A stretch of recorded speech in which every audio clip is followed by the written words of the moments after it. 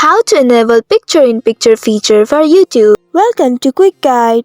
I'm up with another quick and easy tutorial video on how to enable the picture-in-picture feature not only in YouTube app but also in other applications on your device. Let's get started. To begin, go to your device setting. You can do this by accessing the settings search bar and typing picture-in-picture there. Once you find the corresponding option, click on it. As you enter the picture-in-picture setting, you will see a list of all the apps that have the picture-in-picture feature enabled. Scroll down until you find the YouTube app and toggle the switch to turn on the picture-in-picture feature for YouTube. Now open your YouTube app. The process may vary slightly depending on your mobile device. In my case, you can activate picture-in-picture by scrolling up using 3 fingers. Your screen will then split, allowing you to use any application below the YouTube app. This picture-in-picture feature enhances multitasking, enable you to watch YouTube videos while using other apps simultaneously. It's a fantastic way to make the most of your device capabilities. That's all for today's video. Thanks for watching till the end.